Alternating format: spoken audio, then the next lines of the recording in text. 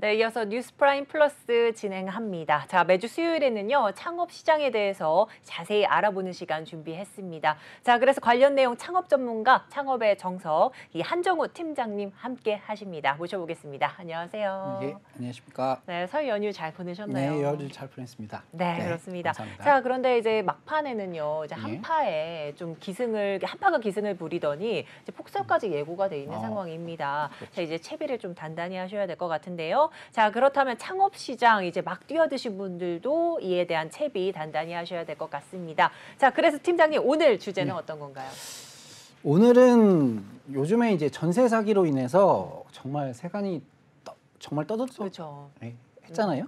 그래가지고 창업도 크게 보면은 부동산 중에 하나입니다. 네. 예, 부동산 중에 하나이기 때문에 잘못하면은 이제 금전적인 손실을 크게 보실 수 있습니다. 네. 그래서 조금 이게 사기라는 표현이 맞을지 모르겠지만, 어허. 이게 사전에 조금 체크를 많이 하시는 방법에 대해서 오늘은 많이 알려드리려고 하거든요. 네. 소중한 자금은 스스로 지키는 것이 그렇죠. 가장 중요합니다. 네, 이제 창업주들 입장에서는 이 내 소중한 자금을 조금 세게 하는 이런 입장은 모두 사기라고 간주해도 될 정도로 네. 정말 많은 좀 대비를 하셔야 될 것 같은데요. 자, 이제 말씀해 주신 것처럼 요즘 전세 사기 때문에 좀 피해 보시는 분들 참 많습니다. 굉장히 창업 많죠. 준비하시는 이런 분들께도 조금은 간과하시면 안 될 것 같아서 이런 사기 또 사건들 좀 발생하고 있는 상황 좀 몇 가지 예를 좀 들어서 좀 설명을 해주신다면 어떤 게 있을까요? 이제 가장 중요한 게 창업도 이제 제가 항상 말씀드리지만은 재테크의 일종입니다. 재테크 크게 보면은 또 재테크의 일종이기 때문에 이게 원금 보장이나 네. 그다음에 이제 최저 수익 보장 약간 이런 단어가 들어가는 것은 굉장히 위험하다고 볼 수 있습니다. 특히 또 너무 높은 수익을 보장을 한다던가 네.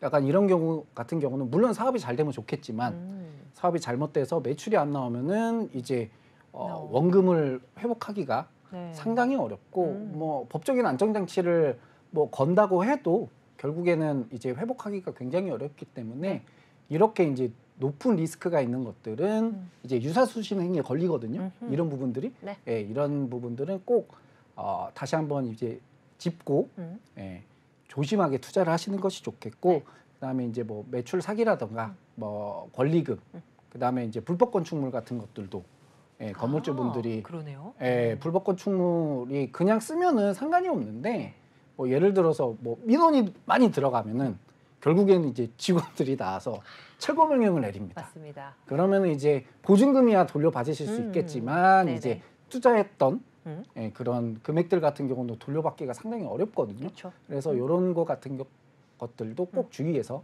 예, 살펴보시는 것이 좋습니다. 네, 이제 뭐 원금 보장, 최저 수익 보장 등이 달콤한 단어에 좀 현혹되지 마시고 각별히 좀 주의를 하셔야 되겠다 이렇게 강조를 해주셨습니다. 자, 그럼 오늘은요 초보 창업자들 또 이런 사기 당하지 않으려면 어떤 것들 주의해야 하는지 좀 짚어보고 넘어가 보도록 하겠습니다. 첫 번째로 가장 중요한 게 어떤 게 있을까요? 그다음 가장 먼저 임대차 계약 서류부터 작성을 해야겠죠. 상가기 그렇죠. 때문에. 네네. 예. 이거는 실생활에서도 굉장히 많이 쓰이기 때문에 주의 깊게 보셔도 굉장히 네네. 좋습니다. 특히 이제 연령대가 조금 있으신 분들은 이제 상관이 없는데 사회 초년생 분들이 이제 굉장히 많이 당합니다. 요번 그런 전세 사기도 사회 초년생 분들이 이제 많이 당하셨는데 그렇죠. 이제 건물의 상태나 소유권 근저당을 이제 먼저 확인을 하셔야 됩니다. 네. 이게 등기부등본으로 확인이 가능한데요. 인터넷에서 주소만 아시면 누구든 인터넷 등기소에서 출력이 가능하고 열람이 가능한 부분이기 때문에 이런 부분은 꼭 알고 이제 계약을 진행을 해주시고요. 뭐 등기부등본을 좀 상세하게 설명을 해드리면 표제부, 갑구, 을구가 있습니다. 표제부 같은 경우는 이제 건물의 용도, 면적, 층수, 기본적인 정보를 이제 나타내는 이제 구간이고요. 창업자들이나 실생활에서 많이 봐야 될 것은 갑구와 을구입니다. 갑구 같은 경우가 아시겠지만은 이게 소유자를 확인을 하실 수 있어요. 법적으로 주인이 누군지 네. 예, 확인을 하실 수 있기 때문에 이런 부분 갑구 예, 굉장히 중요하게 보셔야 됩니다. 네네. 그다음에 계약금도 소유자 명의로 꼭 입금을 하셔야 되는 거고요. 만약 소유주가 여러 명이 있는 경우들이 간혹 있거든요. 네. 그런 부분도 이제 지분을 어떻게 나누고 있는지 이게 다 이제 명시가 되어 있어요. 그런 부분도 네네. 이제 체크를 해주시고 이제 조금 아까 앞서서 말씀드린 대로 말만 듣고 이제 다른 사람한테 입금하시면은 절대로 안 됩니다. 네네. 예, 이게 꼭 그 신분 확인하시고 그다음에 등기부등본에 이제 법적 소유자에게 꼭 입금을 해주시면은 이제 피해를 입을 일이 없습니다. 그다음에 갑구 내용에서 가압류, 가등기, 경매예고 이렇게 조금 누가 봐도 안 좋은 단어들이 있거든요. 네. 예, 그런 부분 같은 경우는 이게 조금 오래 이제 가등기 명령이나 가처분 명령들이 조금 오래 된 경우들이 있어요. 그러면은 괜찮지 않을까라고 생각하실 수 있는데 뭐 개인적으로는 조금 계약을 약간 좀 심사숙고하시는 거를 이제 생각을 이제 말씀을 드리고요. 네. 결론은 주인이 언제 바뀔지 모른다는 거예요. 그런 리스크를 안고 굳이 상가 계약을 하실 필요는 없으시다는 내용. 분명 갑구를 통해서 등기부등본 확인이 가능하십니다. 네. 그다음에 을구 같은 경우는 소유권 위에 권리사항이 나타나 있습니다. 근저당이 잡혀 있겠죠. 네. 상가를 담보로 대출을 진행했다는 이야기입니다. 많이 아시는 것처럼 갚지 못했을 경우에는 이제 상가가 경매로 넘어가게 되는 이제 경우죠. 네. 채권 최고액이라고 이제 써 있는데 그런 부분에서는 은행에서 이제 청구하실 수 있는 이제 최대 금액으로 그 금액을 받았다는 게 아니고 원금에서 한 110에서 130% 정도 적혀 있다고 생각을 하시면 됩니다. 당연히 을구가 비어 있으면 좋겠지만 네. 상가들이나 집 뭐 대출 안 끼고 살 수는 없잖아요. 그렇죠. 그래서 너무 높은 채권 최고액 이제 근저당이 잡혀 있다면은 조금 이제 심사숙고 하시고 이제 계약을 진행을 해주시고 뭐 보증금과 이제 채권 최고액의 한 60에서 70% 정도 시세 대비 시세를 분명히 이제 확인해 주시고 계약을 하시면 굉장히 좋습니다. 그다음에 빨간색으로 이제 막 표시된 부분들도 있거든요. 그런 부분은 이제 말소 사항이기 때문에 크게 창업자분들이 신경 쓰지 않아도 될 부분입니다. 제가 많이 아시는 내용인데 말씀드리는 이유가 이게 확인하고 계약하는 거하고 그냥 가서 계약하는 거하고 굉장한 차이가 있습니다. 그렇기 때문에 반드시 상가나 집을 계약하실 때는 등기부등본 반드시 열람하시고 계약을 진행을 해주시기 바랍니다. 예. 자, 이제 임대차 계약 체크 서류부터 조금 짚어주셨습니다. 자, 이제 사회 초년생분들이 조금 조심해야 될 부분 좀 면밀히 짚어주셨는데요. 일단은 임대차 계약서 작성 시 소유권부터 확인을 해라 이런 말씀해 주셨습니다. 자, 이 소유권은 또 건물 상태와 근저당 등을 확인할 수 있는 등기부 등본으로 좀 확인이 가능한데요. 인터넷 등기소에서 쉽게 누구나 발급이 가능하기 때문에 꼭 먼저 체크를 해 주셔야 되겠다 이런 말씀해 주셨습니다. 자, 그리고 갑구와 을구까지도 이렇게 설명을 면밀히 해 주셨습니다. 갑구는 이제 법적인 소유자 명시를 하고 있습니다. 자, 이 소유자가 근데 만약에 또 여러 명이 될 수도 있기 때문에 좀 각별히 좀 주의를 하시고 또 그냥 말만 듣고 다른 사람과 좀 계약을 하지 마시고 정말 소유주가 누구인지를 소유권 확인하시고 또 상가의 상태와 근저당을 또 필수로 좀 체크를 해 보셔야 된다 이렇게 말씀해 주셨습니다. 그리고 근저당 이 금액도 꼭 너무 높은 비중인지 좀 체크를 하셔라 이런 말씀을 해주신 것 같습니다. 자, 그런데 요즘에는요 직접 건물 소유주를 보고 계약하는 경우는 많지 않잖아요. 그렇죠. 어떻게 해야 될까요? 이게 건물주분들이 이제 사업상 바쁘셔서 계약을 직접 진행 안 하는 경우가 상당히 많습니다. 생각보다. 그렇기 때문에 이때 대리인이 많이 나오게 됩니다. 뭐 건물주 직원분이 나오거나 아니면은 뭐 가족, 아니면은 전문으로 이용하는 뭐 중개사분들 이렇게 해서 나오는 다양한 형태로 이제 나오게 되는데요. 이때 중요한 것은 이제 신분증과 인감증명서 위임장을 반드시 확인을 하셔야 됩니다. 내가 계약하는 사람이 누군지, 그다음에 계약하러 나오는 사람이 누군지, 그거에 대한 위임은 확실히 받았는지. 이게 굉장히 중요합니다. 이거를 포인트로 놓고 이제 살펴보시면 되겠고요. 아까 말씀드린 대로 계약금 같은 경우는 나온 사람이 아닌 소유주에게 입금하시는 것이 가장 안정적이라고 이제 생각을 하시면 됩니다. 요즘은 현금 찾기가 굉장히 어렵습니다. 많은 금액을 찾기가 어렵기 때문에 뭐 이런 거에 대해서는 요즘에는 크게 리스크가 없기는 한데요. 간혹 이제 현금으로 현금을 요하시는 소유주 분들도 계시나요? 이제 건물주나 소유주분들이 이제 원한다기보다는 조금 이제 좀 안 좋은 목적으로 이제 현금을 요구하는 경우들이 있어요. 예, 그렇기 때문에 현금으로 또 주시면은 이게 자료가 남지 않기 때문에 그쵸. 계좌를 주시면 계좌에 이제 입금이나 내역이 남기 때문에 웬만하시면 계좌 이체로 진행을 꼭 해주시고요. 네네. 그다음에 이 부분에서 굉장히 잘못하면은 등기 사항을 다 확인하셨더라도 금전적인 손실이 굉장히 나오기 때문에 반드시 아까 말씀드린 그런 위임장이나 인감이나 이런 부분은 꼭 확인을 다시 한번 해주시기 바랍니다. 네, 이제 소유주를 직접 보지 않고 계약하는 경우까지 조금 설명을 해주셨습니다. 자, 간혹 이 소유주의 뭐 건물주나 소유주의 직원이거나 아니면 가족 또는 중개사분들과 다양한 형태로 좀 거래를 할 수 있는 경우도 좀 도래하기 때문에 참고해 주셔야 되는데요. 이때는 신분증 또 인감증명서 위임장을 반드시 확인을 하셔야 되는 점 명심하시고요. 또 소유주 명의 통장으로 꼭 입금을 하시는 점 좀 체크를 하셔야 될 것 같습니다. 자, 그리고 굳이 현금으로 좀 거래를 해야 되는 경우가 있다면요. 계좌 이체를 통한 방법도 있으니까 여러분들 이걸로 조금 거래를 하셨으면 좋겠습니다. 자, 그런데요. 전문 중개사분들 조금 믿고 좀 같이 거래를 한다면 모두 다 체크해 주실 사항이니까 너무 염려하지 않으셨으면 좋겠습니다. 네. 자, 이제 상가 등기부 등본을 체크한 이후에요. 다음 중요한 건 또 어떤 게 있을까요? 네, 건축물 대장도 보시면 굉장히 좋습니다. 이게 어찌됐든 상가기 때문에 건축물 대장 같은 경우는 이제 조금 더 구체적으로 대지 면적, 이제 건축 용도, 주용도, 건폐율, 용적률들을 이제 확인을 하실 수가 있습니다. 네. 창업 뭐 기존의 하수 시설을 쓰셨다면은 상관이 없겠지만 지금 하수 시설이 없고 내가 뭐 일반 음식점이나 휴게 음식점을 하셔야 된다면 이런 내용들이 없다면은 이제 관할 소재지 관할 기간에 미리미리 이제 확인을 해주시면은 이제 좋고요. 건축물 대장도 똑같습니다. 정부 24를 통해서 누구나 주소만 알면은 이제 열람이 가능하기 때문에 네. 열람을 꼭 해주시고 이게 제가 왜 열람을 하라고 이제 말씀을 드리냐면은 열람을 하면은 위법 건물이라고 뭐 크게 나옵니다.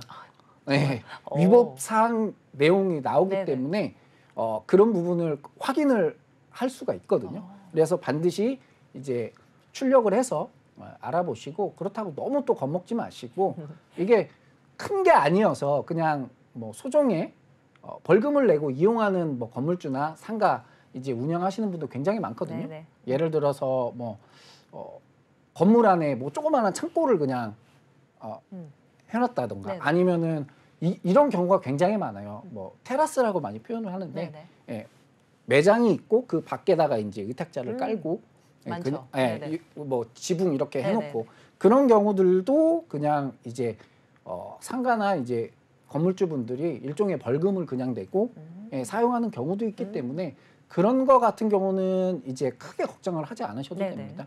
이런 부분은 이제 구청이나 뭐 시청 이런 직원들한테 전화해서 물어보면 자세하게 알려주거든요.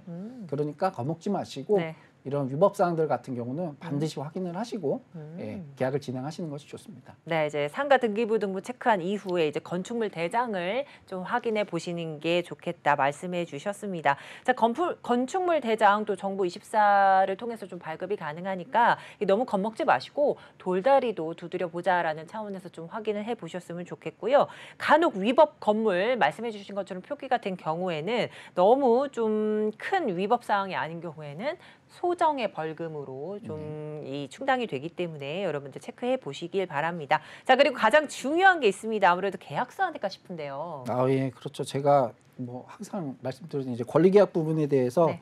조금 말씀드리려고 하는데요. 이게 다른 계약들보다 사기라는 측면을 나올 수 있는 예, 굉장히 강하게 나올 수가 네네. 있습니다. 예. 여기서도 당연히 소유권 확인하셔야겠죠. 예, 누구랑 계약하는지. 네. 예, 그 임대차를 받은 사장이랑 계약을 하셔야 됩니다. 예, 임대차 계약서, 가맹계약서, 사업자 등록증, 영업신고증 등 예, 여러 가지 신분증 그 사장님하고 양도하러 나온 양도인하고 신분을 꼭 확인해서 매칭을 시켜주시고요. 여기서도 이제 대리인이 나왔다면은 이게 일반 상가랑은 틀리게 이제 운영에 대한 부분을 많이 물어봐야 되는데 네. 이런 부분에 놓치는 경우가 굉장히 많거든요.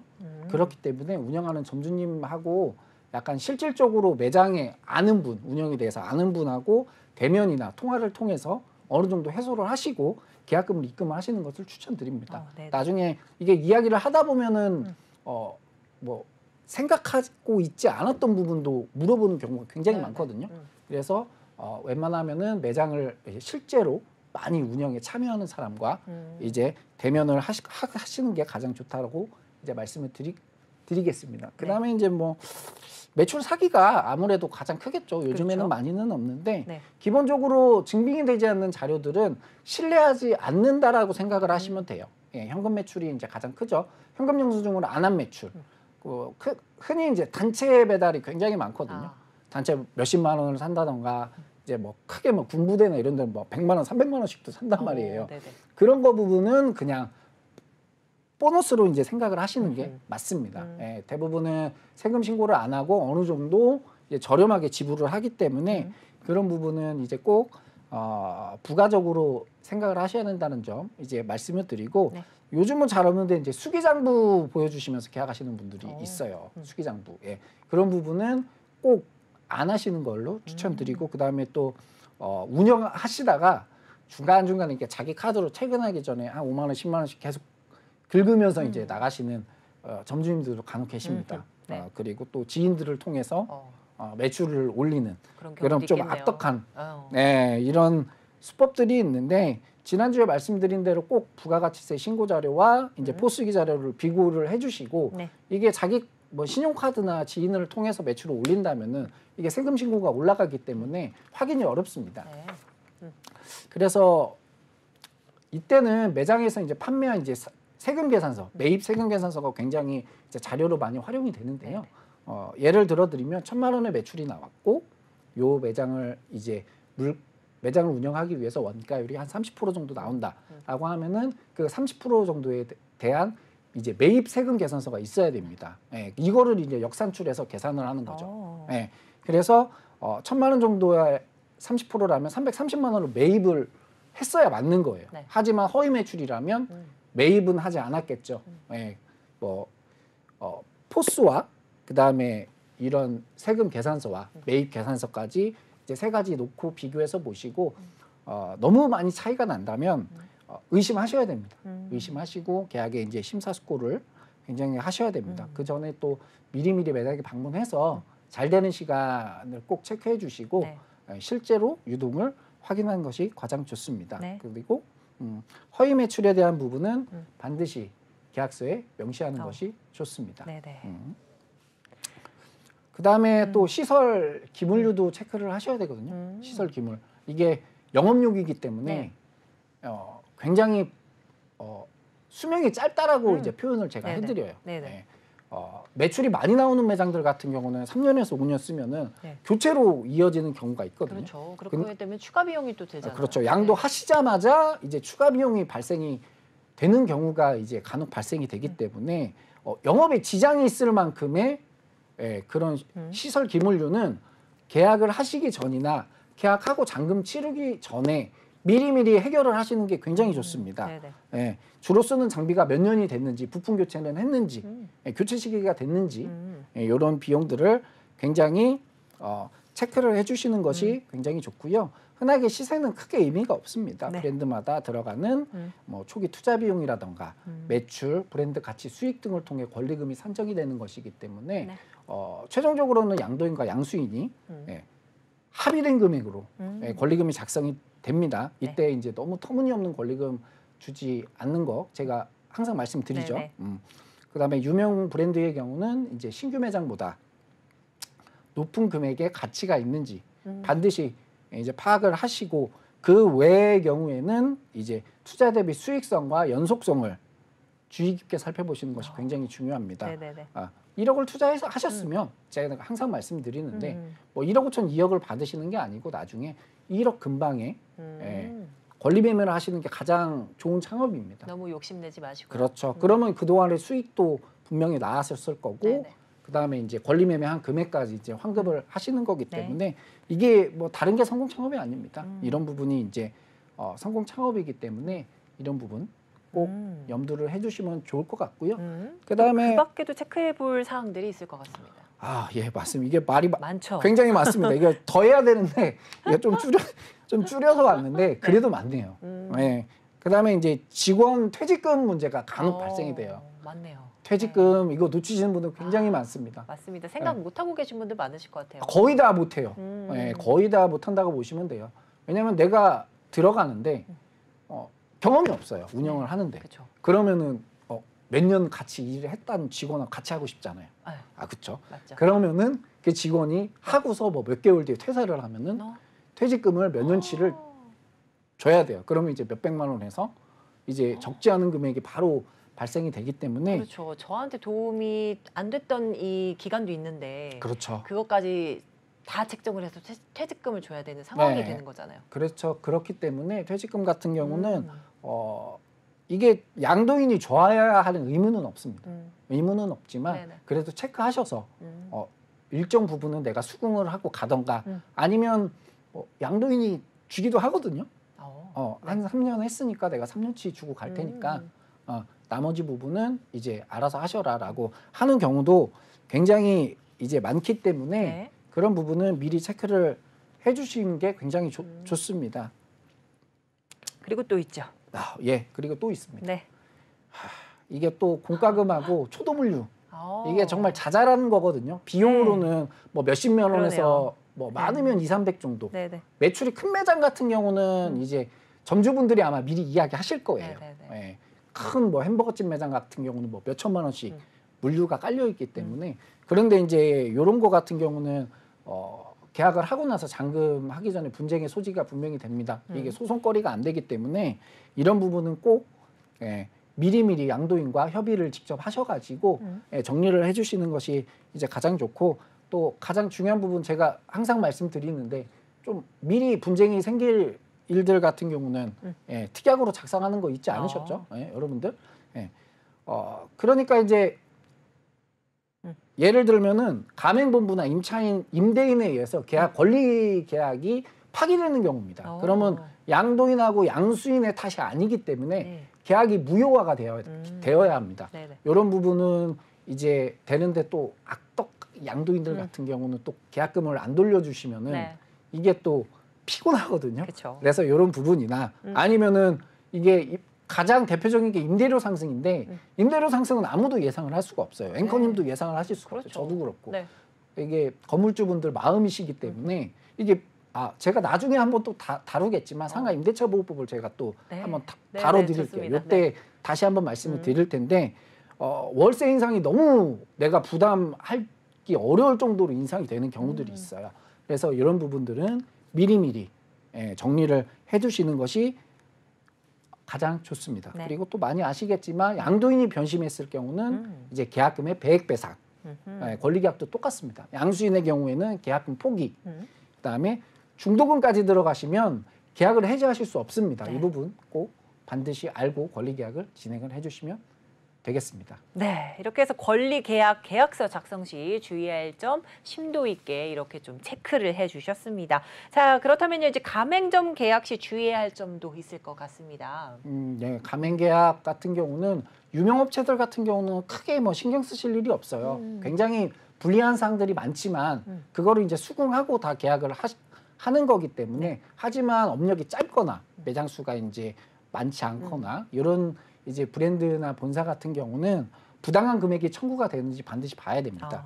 로열티가 너무 터무니없이 높다던가 아니면 계약을 갱신할 때 추가적으로 비용이 발생이 된다든지 아니면 매출이 오르면 계약이 변동이 된다든지 이런 부분들 같은 경우는 반드시 체크해야 됩니다.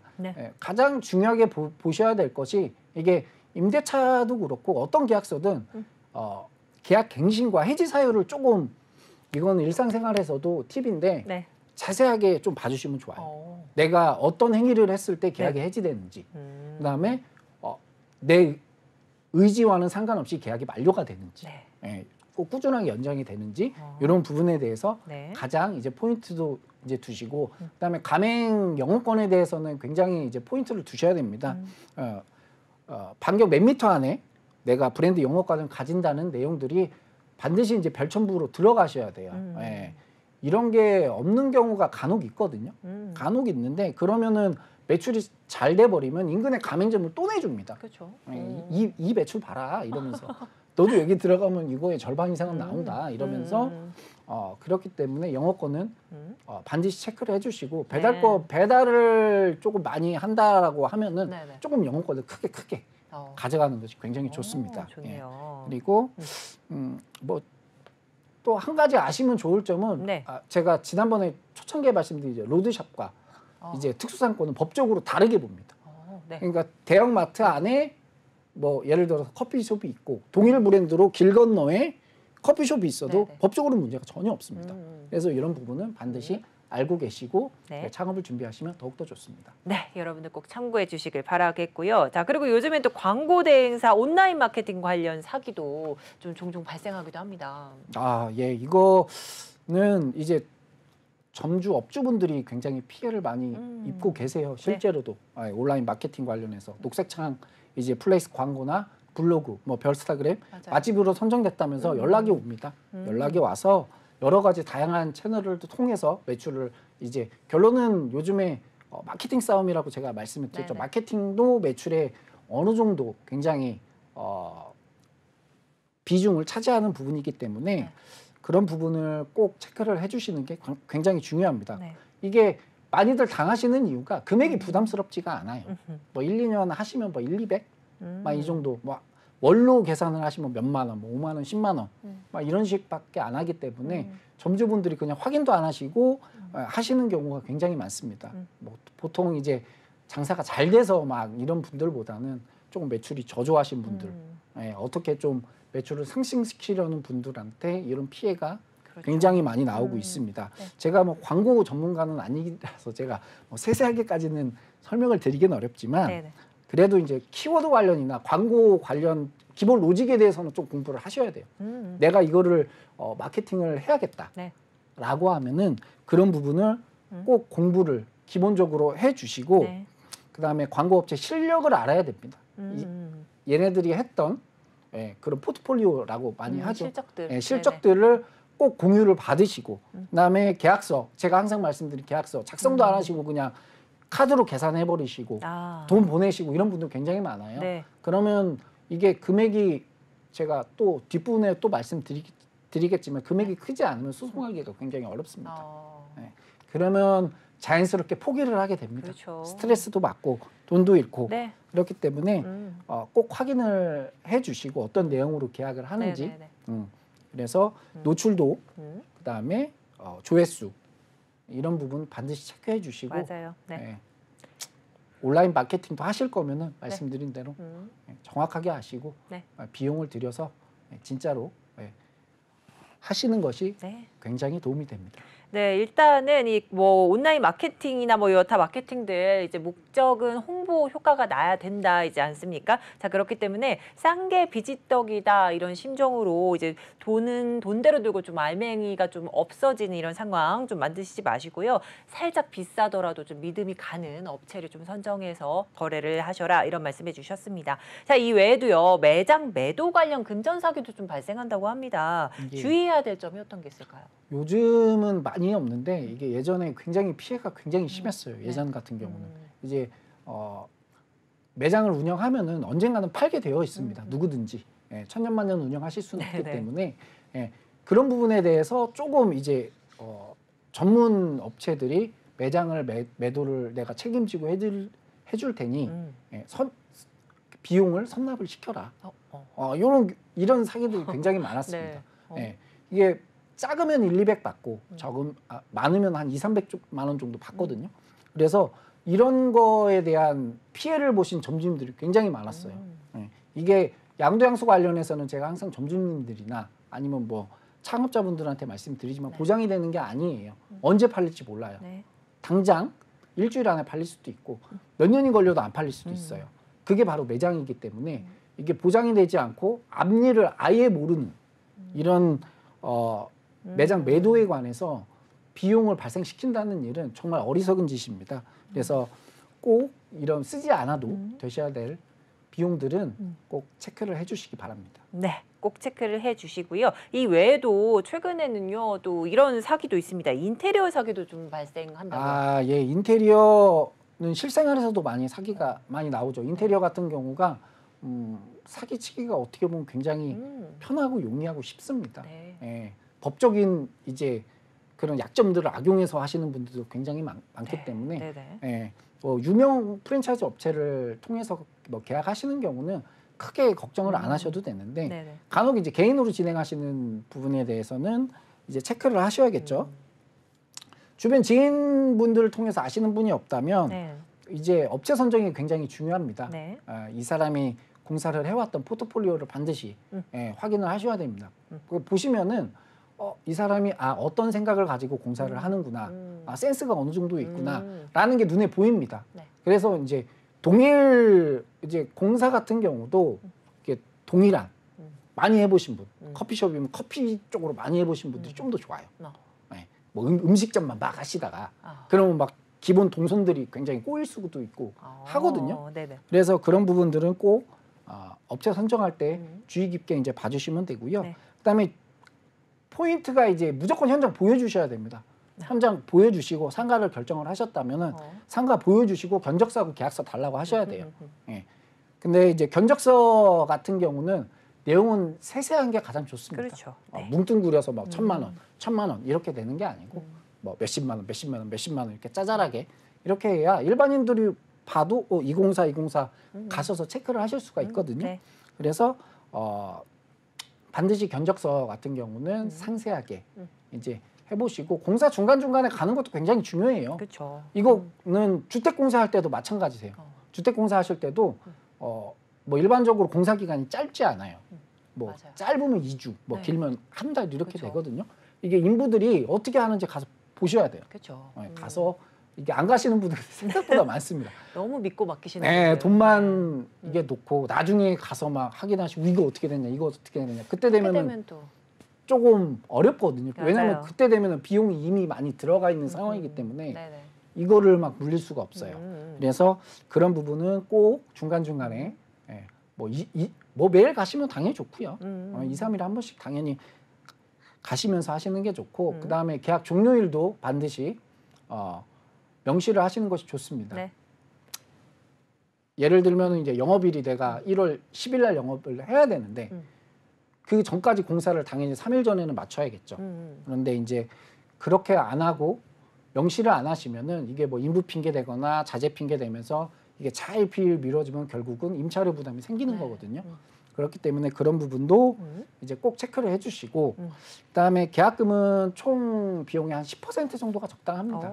계약금 너무 많이 주지 마세요. 네. 인테리어 하시는 분들한테 너무 많이 주지 마시고 그다음에 발주될 때마다 이제 비용들을 이제 체크를 해서 입금을 해주시는 게 가장 좋고 네. 그다음에 이게 가장 중요한 또 포인트죠. 매장 완공하기 전에 가서 봐야 됩니다. 공사 잘 그렇죠. 됐나. 네, 꼼꼼하게 체크를 해보셔야 되는 겁니다. 네. 그렇습니다. 자, 지금까지 좀 설명을 좀 해주셨는데 이렇게 잘 예방해서 사기를 안 당하면 좋겠지만 이 반대로 좀 문제가 일어나게 되면 결국 소송을 좀 제기를 진행을 해야 되는 거잖아요. 네. 어떻습니까? 소송 뭐 앞서 예시를 제가 드려드린 대로 금전적인 피해를 입으시게 되면은 네. 결국에는 상대방이 안 주면은 할 수 있는 방법은 없어요. 소송밖에는 없습니다. 소송밖에는 없습니다. 그래서 이제 피해액이 아까 말씀드린 대로 적은 경우가 굉장히 이제 스트레스가 많이 다가오죠. 뭐 비용이 뭐 한 300만 원 내외 정도 되면은 변호사 선임 하시면 그 비용이에요. 그렇죠. 그러니까 이제 너무 스트레스죠. 소송을 하기도 그렇고. 네. 그렇다고 뭐 혼자서 소송을 진행을 하자니 이제 준비해야 될 것도 많고 생각보다 기간도 오래 걸리고 어렵습니다. 소송이라는 것 자체가. 네네. 그다음에 경험도 없기 때문에 어떻게 해야 되는지도 모르고 그렇죠. 그렇기 때문에 꼭 피해를 안 입으시는 쪽으로 이제 하는 것이 가장 중요하겠고 그렇죠. 그다음에 문제는 이제 큰 금액을 손실 보셨을 경우죠. 네네. 이때는 이제 투자금 반환 소송을 진행을 하셔야 됩니다. 그래서 이런 경우에는 매 2년 동안의 소요 기간이 걸쳐되고 이긴다고 돌려받는 보장이 없기 때문에 그렇죠.